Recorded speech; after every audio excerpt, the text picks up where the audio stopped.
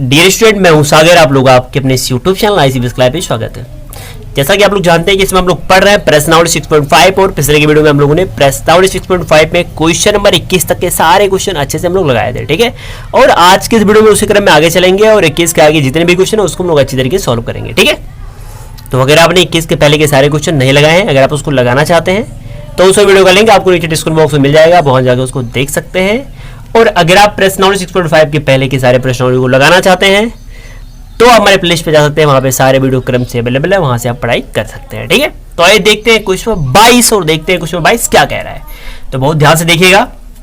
देखिए, कह रहा है एक 28 सेंटीमीटर लंबे तार को दो टुकड़ों में विभक्त किया जाता है, ठीक है।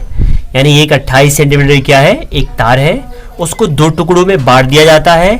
एक टुकड़े से बनाया जाता है वर्ग। देखिए ध्यान से, एक टुकड़े से वर्ग तथा दूसरे टुकड़े से वृत्त बनाया जाता है। ध्यान दीजिएगा, एक टुकड़े से बनाया जाता है वर्ग। वर्ग क्या होता है, तो वर्ग एक ऐसी आकृति होती है जिसकी प्रत्येक भुजाएं क्या होती है, आपस में बराबर होती है। जैसे ये वर्ग है तो मान लीजिए ये भुजा x है तो ये भी x होगा, ये भी x होगा और ये भी x होगा, ठीक है। तो एक टुकड़े से वर्ग बनाया गया, बाकी जो दूसरा टुकड़ा है उससे वृत्त बनाया गया। तो मान लीजिए ये सेकंड टुकड़ा है, इससे बनाया गया वृत्त, और वृत्त के पास त्रिज्या होती है, त्रिज्या मान लेते हैं r है, ठीक है। ध्यान दीजिएगा, आप दो टुकड़े थे, एक टुकड़े से वर्ग बनाया गया, वर्ग बनाने के लिए इतनी लंबाई चाहिए थी। ध्यान दीजिएगा, इतनी लंबाई लगी वर्ग में और वृत्त को बनाने में लगी इतनी लंबाई, ठीक है। और ये जो लंबाई लगी है ना, इसी को बोलते हैं परिमाप।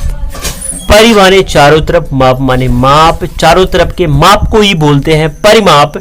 यानी ये डिस्टेंस, ये डिस्टेंस, ये डिस्टेंस, ये डिस्टेंस, ये पूरा डिस्टेंस को ले लें और अगर इस वृत्त के पूरे डिस्टेंस को ले लें तो जो मिलेगा वो मिलेगा 28 सेंटीमीटर। क्यों? क्योंकि 28 सेंटीमीटर को ही तोड़ करके एक वर्ग बनाया गया और एक वृत्त बनाया गया। यानी अगर हम दोनों के परिमाप को जोड़ दें, इट मीन्स दोनों के लंबाई को जोड़ दें, तो जो भी मिलेगा वो मिलेगा 28 सेंटीमीटर। तो वर्ग की भुजा x है और वृत्त की त्रिज्या r है। तो निकालते हैं वर्ग का परिमाप। तो आप कह सकते हो कि वर्ग का परिमाप प्लस वृत्त की परिधि। वृत्त के बाद परिमाप नहीं होता है, परिधि होता है और दोनों का एक ही मतलब होता है। परिधि माने क्या, ये पूरी लंबाई। तो वृत्त की परिधि और वर्ग का परिमाप को जोड़ेंगे तो क्या मिलेगा, 28 सेंटीमीटर। तो आप कह सकते हो वर्ग का परिमाप प्लस वृत्त की परिधि बराबर 28 सेंटीमीटर। मैं करता हूं डायरेक्ट। तो वर्ग का क्षेत्रफल, वर्ग का परिमाप क्या होता है, 4 गुणे भुजा, भुजा कितना होगा, x होगा, ठीक है। और प्लस वर्ग वृत्त का परिमाप होता है 2 पाई r, जिसको बोलते हैं वृत्त की परिधि, और जोड़ोगे तो बराबर आएगा 28 सेंटीमीटर, ठीक है। अब बहुत ध्यान से देखिएगा। देखिए यहाँ पर इस 28 सेंटीमीटर को ना तो कह रहा है उच्चिष्ट है, ना ही तो कह रहा है निम्निष्ठ है। कुछ कह रहा है क्या, नहीं कह रहा है ना। तो इसमें हम कुछ भी नहीं करेंगे, मतलब इसमें कोई भी छेड़खानी नहीं करेंगे। हाँ, बशर्ते यहाँ से क्या करते हैं, यहाँ से या तो x का मान निकाल लेते हैं या तो r का मान निकाल लेते हैं, किसी एक का मान निकाल देते हैं। अच्छा, क्यों निकालते हैं तो मैं अभी आपको आगे बताऊंगा कि यहाँ से x या r का मान क्यों निकालते हैं। तो यहाँ से r का मान निकाल लेते हैं या x का मान निकालो, कोई दिक्कत नहीं है। तो अगर r का मान निकालना चाहते हो उसको भेज दोगे उधर, तो हो जाएगा 2 पाई r बराबर ये हो जाएगा 28 और ये जाएगा इधर तो हो जाएगा -4x। और यहाँ से निकालना r का मान, तो r का मान निकालोगे हो जाएगा 28 -4x और बटा ये नीचे आ जाएगा 2 पाई। ऊपर से चाहो 2 कॉमन ले सकते हो, तो 2 कॉमन लोगे तो हो जाएगा 14 -2x बटा नीचे है 2 पाई, 2 से 2 कट गया और क्या आ गया, 14 -2x और बटा क्या, पाई। ये मिल गई उस वृत्त की त्रिज्या यानी r की पहलू। कोई दिक्कत नहीं ना। चलो आगे देखते हैं। देखिए, कह रहा है दोनों टुकड़ों की लंबाई कितनी होनी चाहिए। यानी एक बार इस वर्ग की लंबाई निकालनी है, मतलब वर्ग का पूरा परिमाप। यानी अगर x निकल गया तो उसमें 4 से गुणा करोगे पूरा निकल जाएगा। और कह रहा है वृत्त, इसकी भी लंबाई निकालनी है, यानी इसकी परिधि निकालनी है। तो इसका परिमाप, ये पूरी लंबाई निकालनी है और ये पूरी लंबाई निकालनी है, जिससे वर्ग तथा वृत्त का सम्मिलित क्षेत्रफल न्यूनतम है। ध्यान दो, ये कह रहा है न्यूनतम है। और मैंने आपको पहले ही बताया कि न्यूनतम या अधिकतम यानी उच्चिष्ट या निम्निष्ठ जिसको भी कहता है हम लोग उसी का निकालते हैं डिफरेंशिएशन, उसी का हम लोग करते हैं अवकलन, ठीक है। तो आ जाओ, कह रहा है क्या, वर्ग और वृत्त का सम्मिलित क्षेत्रफल, यानी दोनों का निकाल लेते हैं सम्मिलित क्षेत्रफल।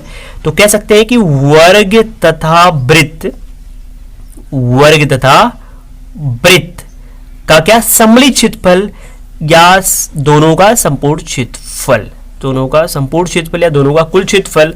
और ये क्षेत्रफल मान लो आप a, ठीक है, वर्ग का क्षेत्रफल होता है भुजा स्क्वायर, तो भुजा x है, x का स्क्वायर कर दो, ठीक है।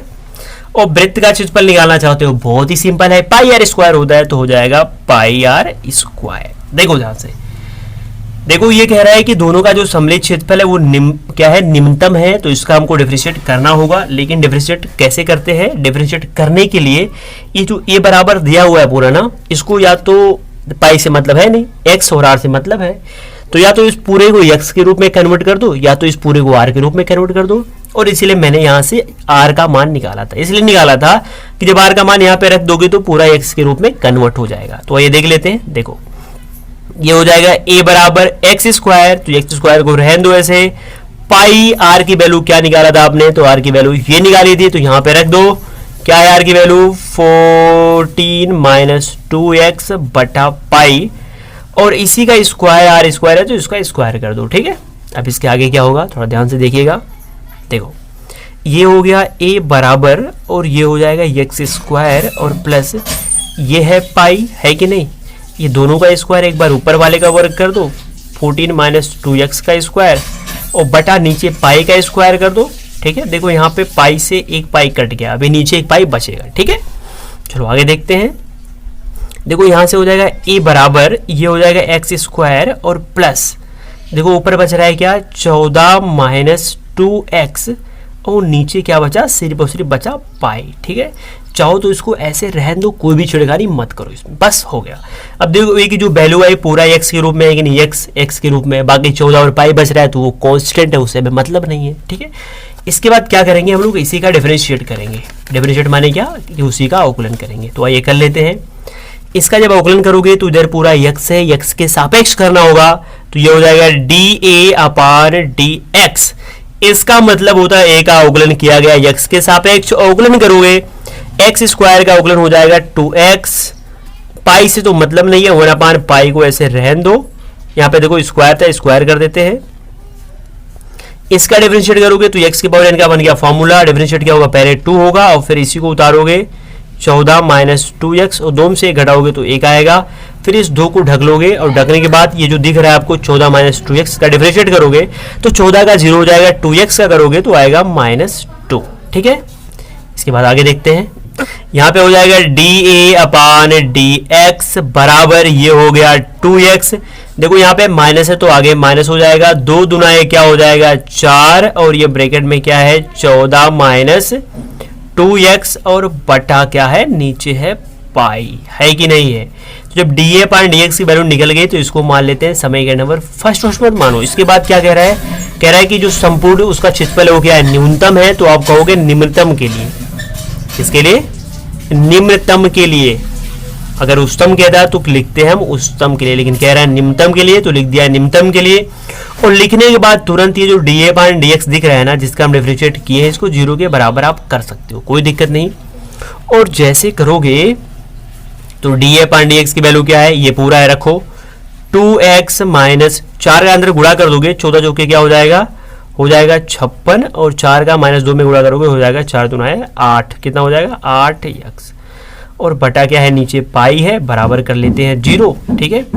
इसके बाद इसको उधर भेज दो तो ये इधर हो जाएगा 2x, और ये इधर जाएगा तो ये प्लस में हो जाएगा 56 माइनस 8x, और बटा क्या हो जाएगा नीचे हो जाएगा पाई, ठीक है। बटा 1 कर दो, और बाई क्रॉस मल्टीप्लाई कर दो, और जब मल्टीप्लाई करोगे इसका इसमें गुणा करोगे आएगा 2x पाई बराबर क्या हो जाएगा, ये हो जाएगा 56 माइनस 8x। देखो x इसके पास है, x इसके पास है, एक तरफ कर लो, एक तरफ करोगे तो ये हो जाएगा 2x पाई, और माइनस 8x इधर आएगा तो हो जाएगा प्लस 8x, बराबर हो गया 56।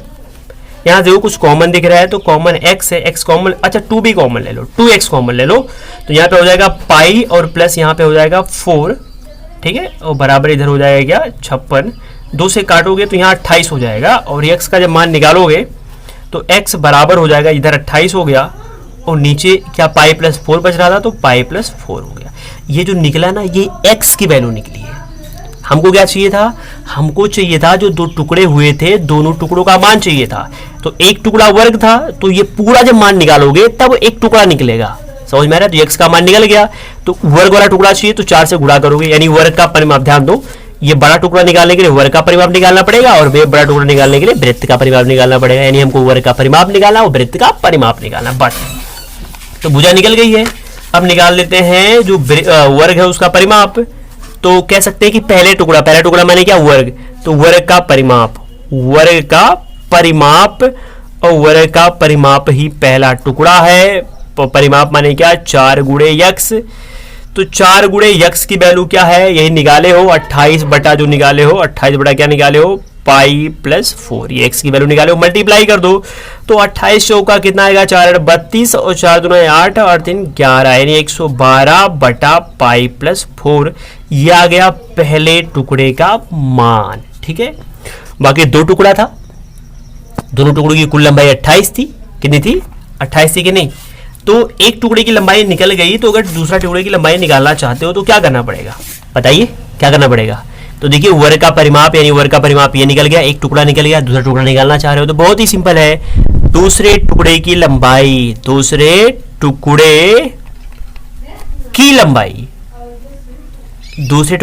माने क्या, यानी वृत्त की परिधि। तो परिधि निकालना चाहते हो तो आप निकाल सकते हो, कोई दिक्कत नहीं है। लेकिन जो वर्ग का परिमाप था, ये टुकड़ा और वृत्त वाला टुकड़ा, इनको जोड़ने पे 28 आएगा कि नहीं आएगा, बिल्कुल आएगा, क्योंकि 28 को तोड़ के 2 भागों में बांटा गया था। तो अगर एक टुकड़ा मान लो 5 आ गया, दूसरा निकालना चाह रहे हो, कैसे निकालना निकलेगा, अरे 28 में से 5 घटा दो तो आ जाएगा 23, वही तो एक टुकड़ा निकल गया।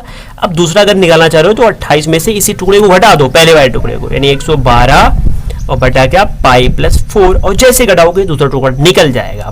बटा 1 कर सकते हो, एलसीएम लोगे तो इसका एलसीएम आएगा पाई प्लस 4, इसमें इससे भाग करोगे इतना ही बार जाएगा, गुणा कर लो तो हो जाएगा 28 गुणे क्या, पाई प्लस 4, और माइनस इससे इसमें भाग करोगे एक बार जाएगा, 1 से गुणा करोगे तो हो जाएगा 112। ठीक है, पाई से गुणा कर लो तो हो जाएगा ये 28 पाई, और 28 का आएगा 112, और माइनस ऊपर है 112 और नीचे क्या है, पाई प्लस 4, 112 से 112 कट गया, ऊपर आ गया 28 पाई और बटा पाई बाई 4। ठीक है, तो ये आ गया वृत्त के टुकड़े की लंबाई, और जो पहले वाला निकाले थे ये आ गया था वर्ग के टुकड़े की लंबाई। ठीक है, तो इतना निकल गया, लेकिन हमको एक चीज और प्रूव करना था। क्या प्रूव करना था, कि उसका जो संपूर्ण क्षेत्रफल है, सम्मिलित क्षेत्रफल है, वो क्या है, निम्नतम है, यही तो निम्नतम कैसे प्रूव करना है, बहुत ध्यान से आप देखिए।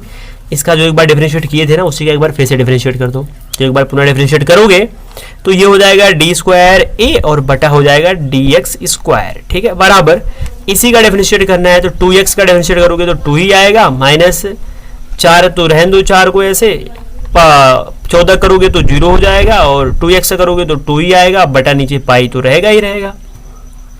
ये हो गया 2 माइनस, ऊपर माइनस 2 बचेगा, और माइनस 4 से गुणा होगा तो आएगा प्लस 8 और बटा पाई हो गया।